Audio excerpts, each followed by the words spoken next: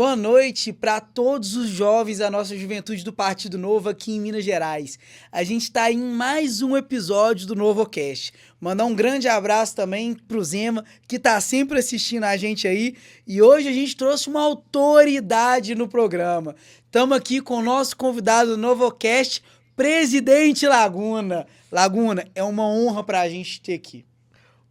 Ô Dudu, prazer enorme estar aqui com vocês no NovoCast da Juventude. A iniciativa suas brilhante. Eu já fico honrado de poder participar e contribuir um pouco com a política em Minas, com a política no Brasil e com a política partidária, né? Esse partido aí que a gente já tem tantos anos trabalhando à frente dele. Agora, Laguna, a gente vem sempre falando cotidianamente política, né? Porque a gente tá vivendo isso dia a dia porque tem uma eleição logo ali. Mas quem é o Laguna fora da política? Como começou a trajetória do Laguna? O que motivou ele? De onde que o Laguna era antes do Partido Novo? Então, bom, para quem ainda não me conhece, meu nome é Christopher Laguna, né? Então, o Laguna, desde pequeno, o apelido foi pegando ali, e pelo Christopher ser um nome mais complexo e grande de falar, o pessoal adotou o Laguna, e assim foi. Mas eu sempre acreditei no empreendedorismo. A minha história de vida ela é uma história focada no empreendedorismo. Eu não acho que a sociedade, sem empreendedores, ela consegue crescer. Porque as ideias que se conseguem consolidar, elas vêm do empreendedorismo. Da maneira com que a gente consegue, através de uma loja, através de um produto novo, colocar aquilo no mercado. Bom, então quando eu comecei a me entender por gente, o meu pai tinha uma confecção de roupa. Ao todo ele devia ter umas 20 funcionárias, entre funcionários e funcionárias, a grande maioria mulher. E tinha uma loja na frente que eu ficava muito, na loja do meu pai, junto com a confecção. E ali eu via o modelo industrial ao pé da letra. Então chegava o tecido e a gente ia acompanhando desde o corte, a produção, à venda. Então eu fui entendendo todo o processo, né, de um empreendedorismo focado na indústria e no comércio. Só que mais que isso, eu via aquelas famílias ali que meu pai contribuía com a ajuda delas e cada uma daquelas mulheres e homens conseguindo criar seus filhos nesse trabalho. E aí veio em 1990 o Plano Cruzado. O Plano Cruzado, ele criou uma tabela de preço no Brasil que começou a ter ágio sobre tudo. E o que era o ágio? O ágio era simplesmente o seguinte, quando você não conseguia comprar os produtos porque foi tabelado, as empresas começaram a esconder os produtos e a vender o produto no mercado negro. O que aconteceu com o mercado do meu pai? Ele não conseguia ter volume de compra para comprar das grandes empresas de pano, de tecido. E aí ele caía aonde? Caía no ágio. E começou a matar aí os empreendedores brasileiros, que já começam com uma dificuldade um pouquinho antes e alastra com uma inflação galopante no Brasil. E aí chega o Plano Collor. Quando vem o Plano Collor e há uma abertura de mercado, vem um outro problema que dali pra frente, eu falei, vou ser empreendedor, mas ativa a minha veia política mais ou menos nesse momento. Foi quando meu pai sofreu uma fiscalização e o fiscal que foi na empresa multou meu pai porque ele simplesmente perguntou pro meu pai assim, quantas agulhas tem na sua empresa? Agulha. Como é que um cara, em 1990, vai saber quantas agulhas tem no estoque dele? Vamos lá, deve ter umas 2.000. Aí não tinha as 2.000, ele aplicou uma multa. Aquele fiscal não sabe o mal que ele fez pra uma família. Porque dali pra frente, meu pai não tocou mais o negócio dele, pra valer. Ficou puto com o Brasil. Demitiu todo mundo. E não foi por causa da abertura de mercado. E foi viver uma vida de renda. Que ele já tinha umas rendinhas. Olha o mal que esse cara fez por causa de meia dúzia de agulha. Ele deveria ter ido nas empresas grandes, no quem estava sonegando, de verdade, e ter fiscalizado. Não sou contra a fiscalização, não. Eu sou contra os abusos da fiscalização. E aí, dali eu entendi o seguinte, falei, olha, só tem, da minha cabeça, só tem duas maneiras da gente construir uma sociedade. Empreendendo e entendendo de política. E comecei a minha vida. E aí, em 99, eu tive uma oportunidade, 98 para 99, que foi de ser presidente do Grêmio do Frei Orlando. Nós montamos um Grêmio no Frei Orlando, e aí, cara, política é tudo igual. É muito igual o cenário. Qual era o cenário do Frei Orlando, do Colégio Frei Orlando? Era um Grêmio que vinha de 2 anos de mandato, E esse Grêmio tava, o pessoal, muito puto. O cara prometia as coisas e não fazia. Ou sei lá, ficou desgastado. Vou dizer assim que é melhor. E aí nós montamos uma unidade que chamava Zona Sul, o Grêmio. E isso por causa da Rosa e porque a galera do fundão da sala que montou o Grêmio. E nós ganhamos a eleição de 900 votos a 100. Então nós arregaçamos. E ali, cara, nós implementamos um negócio do caramba. Na época, as carteirinhas de estudante, se eu não me engano, era da UCM, alguma coisa, mas ele atrás tinha o Che Guevara. E era 50 centavos a carteirinha de estudante. E aí nós arrumamos no privado uma carteirinha de estudante que era R$4. Só que eu dava um livrinho pro cara que ele tinha desconto no comércio do bairro. Ô, Dudu, nós vendemos mais a privada do que a pública. É bom você dizer a pública. Por causa do caderninho de desconto, ou seja, olha o privado aí de novo. Olha o empreendedorismo aí de novo. E, enfim, tocamos o Grêmio. Quando acaba o colégio, grandes amigos meus ali foram formar e eu fui pro mercado de trabalho. Então eu não passei na federal, tal, mas também não dediquei tanto, adolescente, né? Tava dedicando mais às namoradas naquele momento. Mas eu fui pro mercado de trabalho, montei uma empresa. E comecei a empreender com 19 para 20 anos. Eu já tinha minha empresa. Hoje eu sou só sócio dela, tenho ela até hoje. Sou só sócio, aonde eu fiquei à frente dela praticamente até 2020. 2016, 17, 2020. Então, fui empreender. E aí chega 2012, já com, novamente, o Brasil começando a polarizar de novo, novamente, os mesmos problemas no Brasil. Eu olhando aquilo, eu vejo o Estatuto do Novo, do Partido Novo. Falei, uai, essa turma aí me representa. Esse estatuto é um estatuto liberal. Eu sempre acreditei no indivíduo. O indivíduo é transformador, Dudu. Não adianta falar, o Estado tem que tomar conta de nada, não. O que faz o Estado andar são os indivíduos, ele não é produtor de nada, né? Então eu acredito no indivíduo. Aí eu vejo um partido que fala que o indivíduo é a solução dos problemas. Falei, cara, esse partido me interessa. Não era partido. Mas aí eu entrei, comecei a ajudar a turma e comecei meu envolvimento político. Então quem era o Laguna? O Laguna é o cara que gosta de automobilismo, gosta de jogar bola, gosta de estar com os amigos, de passear, de estar com a galera, gosta de conversar de política, às vezes até é chato demais, mas que é empreendedor. Hoje eu me considero um político empreendedor, porque eu não parei com o empreendedorismo, né? E daí eu tenho grupo de investimento, tenho outras coisas que sempre me levou ao empreendedorismo, né? E eu acredito muito no indivíduo. Então eu chego nesse momento da minha vida, com já mais velho, pós 30 anos, fiz as minhas formações, formei eletrônica, mecânica, telecomunicações, sistema de informação e pós-graduei em Direito Público. E por que eu pós-graduei em Direito Público? Por causa do Novo. Olha como é que, com quem você anda, faz quem você ser também. Por isso tem que andar com gente boa. Tem muito partido aí que não tem tanta gente boa igual o nosso, não. Mas isso aí deixa lá, o nosso tem muita gente boa. Olha que interessante, eu cheguei numa reunião do Novo, aí eu vi o cara falando lá no The One, e os caras falando de lei, cara. Eu entendia de lei de licitação, que às vezes participava de alguma. Você tem um advogado, você consultava o cara. E eu olhando aqueles caras falar, falei, pô, se eu não evoluir na minha formação, eu não vou conseguir acompanhar esses caras. Esses caras estão num nível intelectual diferente do meu, né? Não tô dizendo nem como pessoa ou como economia entre um e outro, né?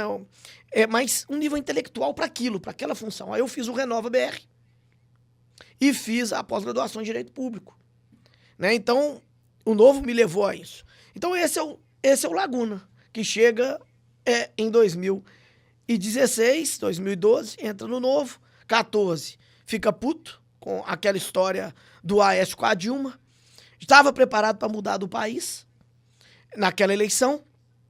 E aí, numa discussão com a minha esposa, logo após a eleição, logo após a eleição mesmo, a eleição acabou, eu comecei a escutar foguete pra Dilma, e eu sentei na sala da minha casa e falei, a decisão é agora, ou eu vou envolver com política, ou nós vamos embora do país.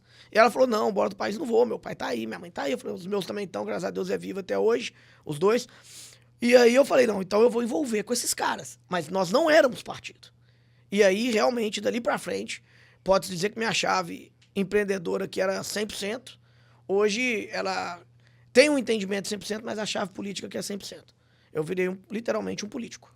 E Laguna, quais lições da iniciativa privada você trouxe para a iniciativa pública? Olha, a primeira lição da iniciativa privada é que que diferencia o ambiente público, que eu vejo, e hoje com propriedade, porque eu fui um cara empreendedor, tenho um negócio, né? O negócio cresceu, tá lá até hoje, não quebrou. E eu vejo o público. O público, as pessoas não têm noção do valor do dinheiro.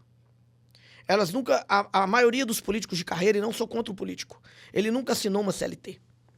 Ele nunca teve que pegar um empréstimo no banco para pagar uma dívida. Ele não entende sobre compra, venda, estoque, processo. Ele simplesmente dá ordem, compra isso aí. Faz isso aqui.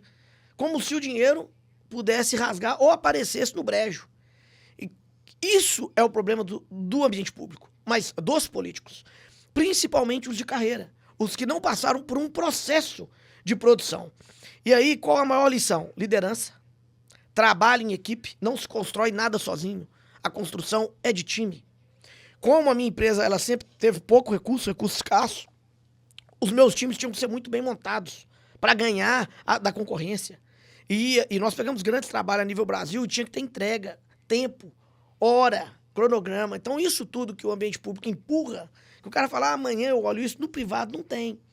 Então a liderança, a saber lidar com processos e correr risco. Correr risco é para qualquer um, não. Eu tenho um grande amigo meu que fala que ele muito bem de vida e tudo mais, técnico. Ele fala, não quero mexer com gerência porque é liderança, não quero mexer com pessoa. Ou seja, ele não quer avançar naquele risco. E aí o empreendedor não tem isso, não. Porque o empreendedor, e aí no mercado público, no ambiente público é interessante isso aí. Porque na hora que eu corro risco, eu posso errar. Talvez eu erre 100 vezes em 101 tentativas. Mas na hora que eu acerto, é exponencial. Aí o cara não entende. Quando eu exponencializei, eu simplesmente fiz meu negócio ficar gigantesco. E aí vamos ver os empreendedores mundo afora. E aí eu falo de um político empreendedor que eu considero não como vida, mas como meio de trabalho. Quantos vídeos o Nicolas fez para 2, 3 dele viralizar? Quantas composições Elvis Presley fez para 40 ter sucesso apenas? Michael Jackson. Quantas curvas o Ayrton Senna rodou para ele saber fazer a melhor curva? Então tudo é um processo de aprendizado. E aí eu trouxe esse ambiente que eu aprendi no mercado privado para dentro de um partido. E ontem eu estava conversando até com o pessoal lá do diretório, e eu falei com eles, para mim é uma experiência, Matheus Simões fala isso, é uma experiência sociológica. Cara, porque aqui você lida com todos os sentimentos humanos. Eu lido com a esperança, eu lido com o ego, eu lido com o poder, eu lido com o dinheiro, e nós estamos montando uma equipe, né? E aí o partido meu, pelo menos o Novo, opera igual uma empresa. E é só que nós não... O que a gente vende? Camisa e produto, que é o nosso político. Então, se a pessoa daquele nosso político não tem recurso. E a gente tá tentando esse processo, e graças a Deus tá indo, Dô. Uma coisa que você falou, que no público, só pegando um gancho, que no público as pessoas não têm a noção do dinheiro. E eu também empreendo. Eu tive uma experiência que foi... Alguém falou assim comigo, 2 votos não valem nada. Eu falei, velho, 2 votos é R$90 se o voto for R$45. É dinheiro, sim. Mas brincadeiras à parte, quando eu entrei no Novo, tinha muito aquela questão que falavam que o Novo é um partido de startup. Por que falam isso do Novo? É porque ele é um paradigma. Ele quebrou, ele pivotou o modelo político. E aí eu estou usando até o termo, o pivotar em inglês. O que é o pivotar? Ele mudou a direção. Você imagina, o que é um partido político? O cara elege aí para deputado federal, deputado estadual, vira o presidente do partido, mas ao mesmo tempo ele tem mandato, aí ele nem vai no partido. Né? Quando ele vai, ele senta numa cadeira, pega algumas fichas, filia, na hora da eleição monta a chapa e vai para o combate. Qual é a diferença do Novo? Bom, primeiro, que quando nós iniciamos, a gente já não usa fundo partidário. Então, mesmo que hoje eu use o fundo, eu continuo com o meu modelo de captação. Segundo, eu fazia e faço até hoje, de certa forma, nós mudamos isso, um processo de seleção e ficha limpa. Hoje eu faço treinamento. Se você perguntar pro meu vereador Hermínio, quantos cursos você fez no Novo? Ele já fez 40. Ele tem 2 anos que ele tem mandato. Fez 40 cursos. Cara, tem hora que você liga pros candidatos, o cara fica até puto que nós estamos mandando mais cursos para eles treinarem. Então eu pivotei o meio político. E aí o mais engraçado, que é o nosso mandato com o governo Zema. Porque quando o Zema assume o governo, a primeira coisa que ele cria é uma secretaria técnica. A segunda, ele faz reunião do secretariado. Por que os políticos que estiveram antes do Zema não faziam reunião de secretariado? Porque nunca foram empreendedores, cara. Não tem noção de time, ou repartia o Estado em vários partidos. E aí cada partido tomava conta de uma secretaria e o trem não andava. O que o Pimentel já administrou na vida dele? O que o Aécio administrou na vida dele? Anastasia, professor, nada contra o cara intelectual, fodaço. Mas quantas CLT ele já pagou na vida dele? Quantos empréstimos ele teve pedindo no banco, pelo amor de Deus, senão ele não fechava o caixa dele? Quantas vezes ele brigou com um fornecedor porque o cara não entregou o produto e atrasou a produção dele? Nada. E aí esse cara tá cuspindo lei na nossa cabeça só. Vai lá na Assembleia de Minas, 77 deputados, olha quem é empreendedor lá. Você vai ter meia dúzia. Hoje você tem os influenciadores ali que viraram, né, políticos, que os caras, na realidade, estão legislando. Estão tentando controlar um ambiente de negócio que eles não são desse ambiente. E aí o cara tem uma ideia mirabolante, até boa, mas nunca foi implementada. Ele não consegue nem mudar. E aí o Novo quebra isso. O Novo quebra o paradigma político. Tanto que, olha o que interessante que a gente vai conversar aqui agora. Qual é o partido que mais fica exposto no jornal? É o Novo. Você não vê os caras falar de PMN, você não vê os caras falar de republicanos, que é grande, mas o Novo sempre está estampado no jornal. Sempre. E por que ele está estampado no jornal? Ou às vezes tomando a pedrada, ou às vezes sendo comentado. Mas nada contra a pedrada também não. Porque ele mudou o paradigma. Então ele é uma marca. Eu estou aqui falando de uma instituição. Dentro da minha instituição eu tenho que ter bons políticos. Porque eu vendo os mandatos. Eu tenho que ser forte. Então se o meu político faz, quando eu digo forte, não forte no seguinte sentido de braveza, nada disso. Eu tenho que ter uma equipe robusta que entrega resultado para mim ter voto. Porque o cara olha para o Novo, ele não olha para o político só do Novo, ele olha para a marca do Novo. E aí, olha que interessante. Qual que foi o único partido que votou, por exemplo, completamente a favor de várias pautas nacionais empreendedoras? Foi o Novo. Se eu começar a relatar, você vai ver, pô, o Novo votou nisso mesmo. Todo mundo? Todo mundo. Coesão. Pô, a favor, em 2019 a 21, tudo que de bom que o Bolsonaro propôs pro país, nós votamos mais que os filhos dele. Coeso, os 8 deputados federais, votando coeso. Nós temos hoje 5 deputados federais, o que faz mais barulho do que muita legenda com 15. Eu tenho 3 vereadores em Belo Horizonte, que os caras consultam eles para as pautas de Belo Horizonte. Aí o pessoal fala, o Novo não gosta ou abomina da medalha. Não sou nada contra da medalha, não. Pelo contrário, eu acho que as medalhas têm que ser dadas para quem representa. Nós temos uma medalha de Tiradentes, por exemplo, que ela é uma medalha que às vezes o governador pede uma indicação, uma coisa ou outra. Todas que o Novo indicou, no peito de quem merecia. Empreendedores. Aí você vê o cara lá, virou deputado, ganhou uma medalha. O que esse cara fez por Minas? Virou deputado, ganhou uma medalha. Não faz sentido, Dudu. E muitos não fazem nem Não faz sentido. O cara, aí você vê uma mulher que resgatou 4 meninos no fogo lá, quase tomou facada, sei lá o quê. Não consegue ganhar uma medalha. Aí você vê um Giovanni dos Santos, que é um medalhista olímpico, que ganhou uma medalha de Minas. Que saiu do zero, representa Minas, nunca ganhou uma medalha. Aí o Breno Perucci, jovem de negócio, cara, porra, falando de economia, falando de processo financeiro para jovem, dando mais aula que as escolas não falam sobre empreendedorismo e a parte financeira, né? E ele falando tudo mais. Esse cara merece uma medalha. Esse cara tá ensinando os caras. Quantos professor bom a gente tem aí? Quantos engenheiros nossos foram para fora do país? Esse merece uma medalha. Entendeu? Agora o político acabou de virar político. Acabou de virar legislador. Às vezes nem é um bom legislador, tá lá com a medalha estampada. 20 anos de idade, tá lá com a medalha de Tiradentes. De esquerda com a medalha de Tiradentes. Me explica como é que um político de esquerda aceita a medalha de Tiradentes. Não tem jeito, velho. É o oposto. Se eu fosse um político de esquerda, um de esquerdão lá, pô, a favor do imposto, Estado gordo, o Estado tem que ser forte, barrigudão. Tá igual eu, tô ficando barrigudão, tô emagrecendo. Tô mojado, tô emagrecendo. Aí esse político de esquerda dá medalha de Tiradentes, vai lá e fica sorrindo. Nem história ele estudou pra estar lá. Ele devia estudar. Pode aceitar outra medalha, mas a gente é de JK. Pelo menos ele era expansionista, politicão. Vai tirar, faz, não vou aceitar não, porque vai contra os meus princípios. Essa é a verdade. Mas na hora de ganhar, aí, e quando é de graça, todos querem gostam. Gosta. Principalmente se tiver um cafezinho, um pouco mortadela. Aí os caras vibram, Mas o que eu fico pensando? Olha aquilo ali e falo, bicho, isso é um absurdo como sociedade, velho. Né? Não sou nada contra. Aí o Novo quebra esse paradigma, porque o Novo não gosta da medalha, é claro. Hein? A gente não precisa ter 8 medalhas no ano. Tem 1, 2. Né? Aí 8, são 8 eventos, que é um movimento um tanto de gente, que é um gasto estatal violento. E o dinheiro tá saindo, sabe de quem? De você, de mim. Aí aumenta mais imposto lá, né? Aí o pobre que não vai receber a medalha, que ele tem um puta problema pra criar os filhos dele dentro de casa. Aí acontece uma medalha, talvez, na cidade do cara, e o cara ainda tem que ver todo aquele mutirão de gente lá, movendo uma máquina estatal, que pra mim, óbvio que tem que ter o Estado, mas que não deve ser feito pra isso. Entendeu? Pra isso. Então, E Laguna, quais são os desafios de um presidente partidário?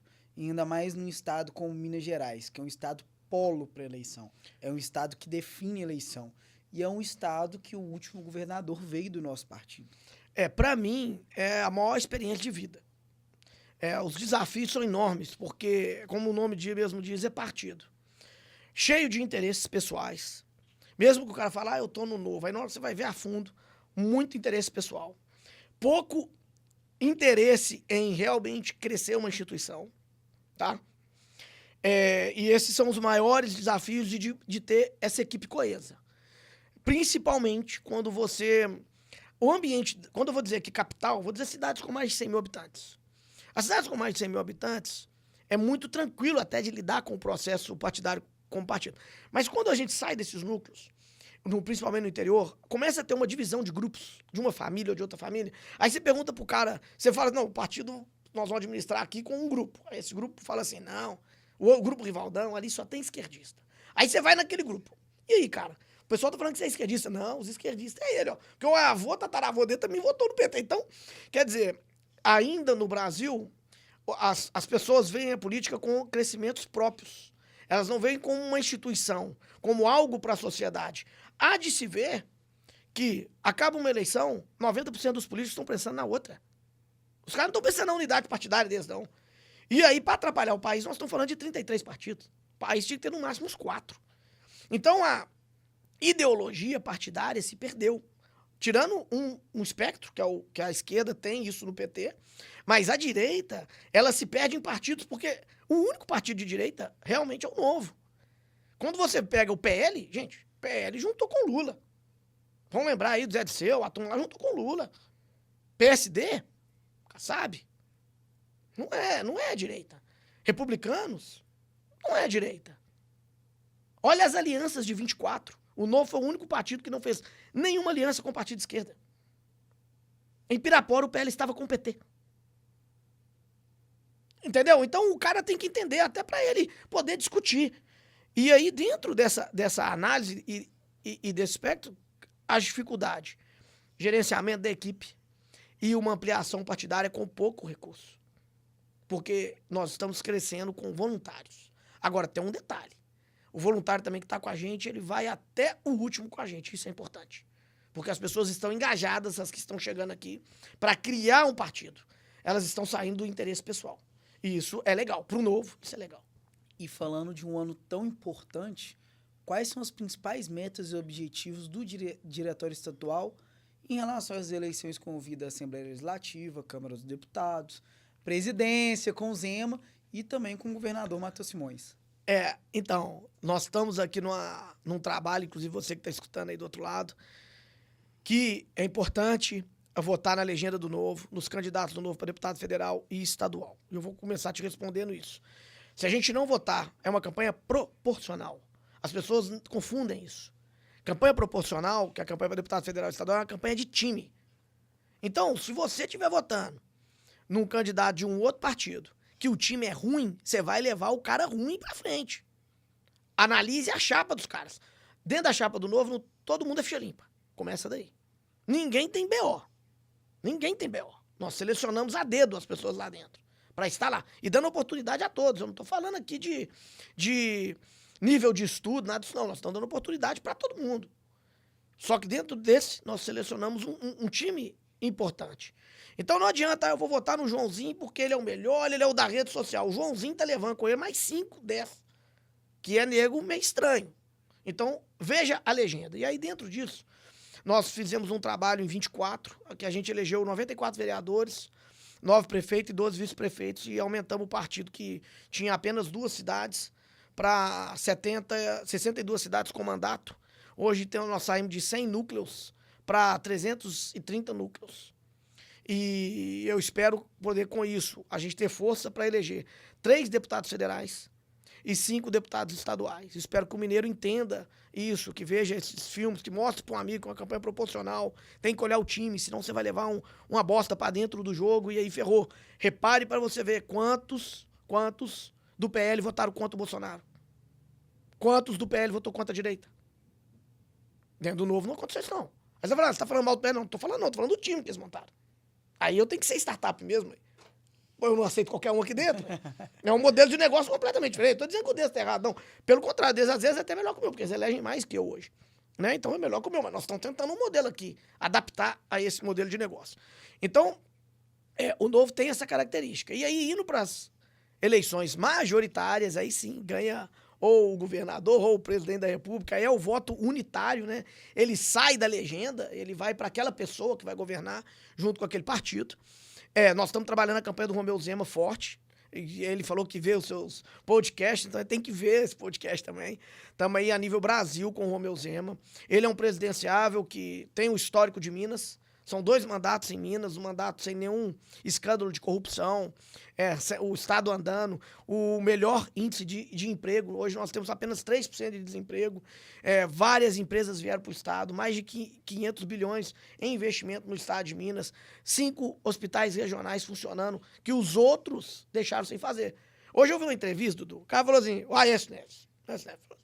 Não, porque o Zema não deixou nenhum legado. Eu fiquei olhando para a cara dele na entrevista lá. Seu Aécio, você deixou um avião. Qual o legado que você deixou? Aí ele falou lá, eu fiz a linha verde, eu fiz a internet pra todo mundo, blá, blá, blá. Só que olha que interessante, o emprego e renda, isso não é legado, não? E pagar a dívida, não é legado, não? E os hospitais regionais que vocês prometeram e não entregaram, isso não é legado, não? E os 200 mil jovens em concurso, curso técnico, não é legado, não? E hoje o cara comendo 3 vezes ao dia, não é legado, não? E o salário em dia, desde o primeiro dia que a gente arrumou o salário do servidor. Aí o servidor fala, é mais que obrigação. Mas o outro nem fazia. E a merenda que nem era fazia. água? E olha pra você ver como é que o dinheiro não nasce em pé de chuchu. O esquerdista tem que entender isso, porque o funcionário público do Estado, quando ele fala assim, não era mais que obrigação, como é que o Pimentel não conseguia pagar o salário da galera? Então ele não estava arcando com a obrigação dele? Não, ele não tinha o dinheiro lá. Se o dinheiro não tiver lá, não tem como pagar não, Dudu. Se amanhã lá no nosso diretório faltar o dinheiro, acabou, a gente não consegue pagar os funcionários, não, ué. E aí o funcionário vai falar pra mim, não, é mais que obrigação. Vai ficar sem receber do mesmo jeito. Não vai resolver o BO. Então, essa austeridade o Novo traz pra ela, e isso, doutor Aécio, é legado. É legado. Tire o chapéu pro governo do Novo, que veio, prometeu, fez e entregou. Entregou pra todos os mineiros. Faça isso. Aprenda a reconhecer o bem feito dos outros. Mas política é isso mesmo, né? Todo político bom toma pedrada e isso é bom, né? Então, pelo menos a gente tá vendo que o Zé mandou, porque que a galera fala mal dele, né? E aí fala mal pejorativamente, né? Fala ovo, Chico Bento, ó, que me chama de Chico Bento, mas não me chama de corrupto, né? O Aécio em Minas Gerais não tem moral nenhuma pra opinar, porque ele conseguiu ser um deputado que passava mais tempo em Fortaleza do que o próprio estado que elegeu ele. Justamente. Então, dentro dessa pergunta sua, vemos a eleição de governo. E a eleição de governo, nós estamos trabalhando junto com o Matheus Simões, no Juntos por Minas. Estamos trabalhando uma vaga de vice. Temos bons nomes. Quais seriam esses nomes? Olha, hoje nós temos Thiago Mitrô, Fernanda Altoé e Lucas Gonzalez. Esses 3 nomes começam a ter um embate de trabalho. Assustou com o Lucas, né? Mas aí vai vir também. Nós vamos ter mais uma opção. Mais uma opção para trabalhar. São bons nomes. 2 deputados federais, ex-deputados federais. Uma vereadora fantástica, foi a vereadora do Novo com o maior número de votos. E com um trabalho brilhante. Então, olha o que nós estamos entregando para Minas. Eu estou entregando 3 políticos para ser vice. Nenhum com escândalo de corrupção. Todos idôneos. Todos cumpriram os mandatos. Ninguém fez escadinha. O cara ficou 2 anos de vereador e logo virou deputado. Não, os caras cumpriram os mandatos. Entregaram ali o que eles foram eleitos. Pro mineiro. Aí o mineiro tem que abrir a legenda e olhar. Falar, quem que eu vou votar? E o Matheus, pra mim, eu acompanho o Matheus Simões desde 2016, no Novo, quando ele virou vereador. Já estava um pouquinho antes ali, né, participando, mas efetivamente desde 2016. Ele, pra mim, hoje é o cara mais preparado para administrar a máquina pública. Porque ele viveu ela. E ele é o único dos candidatos que está aposto que a única opção dele é sair de candidato de governo. Eu não posso sair de Senado, eu não posso sair de deputado, então eu tenho que sair de governo. E aí nós temos a chance de ter um cara de direita à frente do Estado por só mais 4 anos, que ele é um governador de um único mandato, para depois a gente fazer uma troca de 8 anos. E aí a direita não quer, ela vai ficar repartida. Diferente que nacionalmente eu tenho que ter vários candidatos, em Minas não. Tem que apoiar um único, para evitar qualquer forma da esquerda voltar ao poder em Minas. Então esse é o trabalho que o Novo está sendo feito. E Laguna, para caminhar para nossa reta final, por que Romeu Zema presidente? Olha, acompanho o Romeu Zema desde 2018 e a história de vida dele é fantástica, né? De quando ele começou com uma loja, as 400 lojas, o modelo empreendedor que ele criou e quando ele vem para o Estado, a gestão que ele fez no Estado. Não é uma gestão polêmica, não entra em fofoca e briga. Trabalha honestamente todos os dias. Foi o governador que mais visitou os municípios de Minas. E aí é engraçado. Tem muito político que fala assim, eu sou municipalista. Não. Conversa fiada do cacete, cara. Municipalista é o governador Zema, que andou mais de 470 cidades.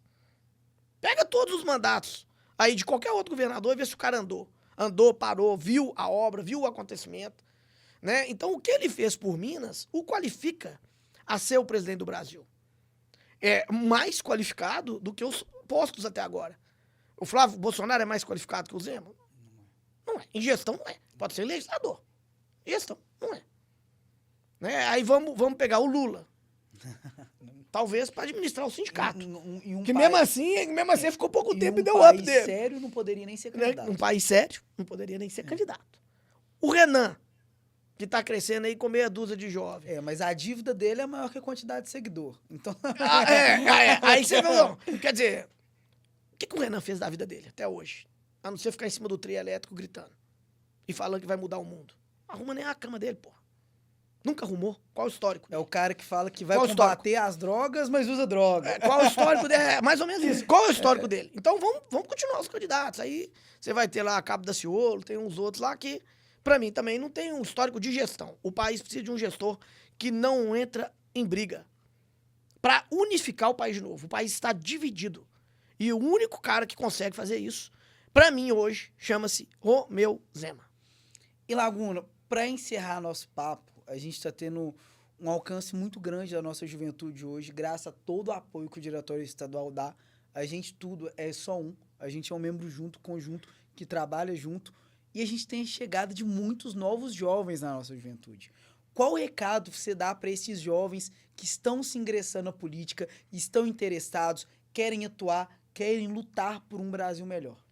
Eu tenho uma preocupação com os jovens nossos que estão chegando sobre formação. E quando eu digo formação de vida, e aí eu incluo aqui não só a parte de caráter, mas profissional. Por quê? Qual que é o meu medo partidário hoje? Que o jovem entre no partido e se torne um político desde o início e não entenda dos valores que a gente colocou aqui. Então, o meu conselho ao jovem, continue estudando, trabalhe no ambiente privado, tome um xingo do seu patrão, se comprometa. Hoje, o que eu mais vejo da juventude, você tem os jovens lá trabalhando, você dá uma tarefa pra pessoa, ela não entrega, e na cara lavada ela fala, esqueci. Porra, velho, se compromete, vou entregar no dia tal. Vira a noite trabalhando, entrega aquilo ali. Né? Então, esse comprometimento, isso vai fazer você crescer. É duro? mas não tem atalho. Eu não acredito no jogo do Tigrinho. Se esse jovem acredita, vai jogar Tigrinho fora do Novo, vai jogar no PT, vai lá, vai joga aqui dentro, não, pelo amor de Deus. Não acredito, eu acredito no cara que trabalha, eu brinco com a minha frase, né? Nada eu supera o trabalho. Eu acredito no cara que trabalha, que estuda, e aí vai ser político. Quando você tem uma bagagem de empreendedorismo, né, de problemas que você passou na sua vida, aí se torne político. Não se torne político para tentar controlar os empreendedores. O caminho tá errado. Tá errado. Porque é muito fácil, em termos de vida, você começar uma carreira só política e não passar por isso, não passar por um aperto financeiro que você pegou um empréstimo. Nunca você é lá um CLT, um funcionário, seu chefe falou, vou ter que te demitir porque o dinheiro acabou. Cara, falta 2 dias pra você entregar o relatório. Aí não, é política entrega mês que vem o relatório só. Então, isso não pode acontecer com a nossa juventude. Ela tem que ser comprometida com os valores do novo. E aí sim, se esses caras entrarem e forem comprometidos com os valores do novo, nós teremos grandes jovens no poder, né, que vão se tornar, né, políticos de lideranças grandes. E aí o que eu mais... Então eu fiz essa primeira análise crítica, e agora fazendo uma análise não crítica. Se engajem com o Partido Novo, participem, estejam com a gente nos eventos, apoiem os nossos candidatos, apoio pra valer, né? É só a rede social ali, pedir um votinho aqui. Não, cara. Se você acredita, eu tô com o Joãozinho. Pega o Joãozinho, vai pra rua com ele, trabalha pra ele, aprende a fazer uma campanha, mesmo de forma voluntária. Às vezes o cara vai falar assim, o cara com 18 anos de idade, olha, fiquei todo dia pensando, menino com 20 anos de idade, olhou pra mim, tava numa posição, mudou de posição, aí queria ir pra uma outra posição. Falei, cara, você mal chegou aqui, bicho. Aprende. Pedra que muito rola não cria lodo. Cria lodo na sua estrutura para as pessoas te verem, para você ser foda naquilo. Você foda aqui, você vai para outro. Você tem tempo. O que o jovem tem? Tem tempo. Então ele tem tempo para aprender e começar a vida dele toda de novo. Se tudo der errado, é para começar tudo de novo. Porque tem muitos anos para acelerar e não tem boleto em casa para pagar. Então eu acho que esse jovem que está conosco, ele tem que acreditar nisso e acreditar nele. E às vezes, não estou dizendo para só fazer campanhas voluntárias, não, de forma alguma. Acho que todo mundo tem que ganhar pelo trabalho. Mas se engaje. Às vezes tem um candidato que não pode pagar, fala, vou fazer a sua planilha, eu vou pedir doação para você. E põe a cara no negócio. Porque se você não pôr a cara, você nunca vai conseguir passar pelos apuros e apertos de uma campanha, do que um político passa, ou até para um crescimento pessoal. Então, participe, o Novo dá muito espaço para os jovens e a gente batalha muito, Dudu, para que novocasts aconteçam, que a juventude esteja no ar e que vocês continuem com esse espírito de luta, de liberdade, de idealismo, que é a melhor coisa que a gente vê no jovem. Eles estão sempre dispostos a mudar o mundo e a gente precisa disso. E, Laguna, a gente é muito grato também a todas as portas abertas que o Partido Novo oferece para a gente. Nunca foi por financeiro, nem por cargo, mas sim por oportunidade de poder fazer o Brasil virar um lugar melhor. Cada dia que a gente está no Novo, a gente tem a chance de 1% ser melhor e mudar o Brasil cada vez que a gente abre o olho e pensar que no futuro a gente quer construir nossa família, quer ter nossos filhos e quer que cada vez mais eles possam viver em um lugar melhor do que a gente viveu. Arruinado pelo PT, logicamente. Eu quero agradecer você que assistiu a gente até o final. Lembrando que no final de semana que vem vai ter o nosso encontro nacional e a gente conta com todos vocês lá. É um momento muito importante da gente apresentar nossas ideias para 2026 e botar a mão na massa. Laguna, quer dar um recado para finalizar? Quero. Adotem um candidato do Novo. Trabalhem para o que a gente acredite. Nós acreditamos muito que a gente pode mudar o Brasil. Esse país nosso, Dudu, é maravilhoso. Se a gente adotar o nada supera o trabalho, se a gente investir tempo em conhecer os candidatos do Novo, ver quem é bom, levar eles para a urna, eu garanto a vocês que o que nós fizemos em Minas, a gente consegue fazer no Brasil. E aí sim, posicionar o país num dos melhores lugares do mundo para se viver. Com paz, tranquilidade e o que mais a gente tem de bom aqui em Minas. O nosso sotaque. Uai. Ô, Dudu, um abraço pra galera. Um abração, gente. Até São Paulo.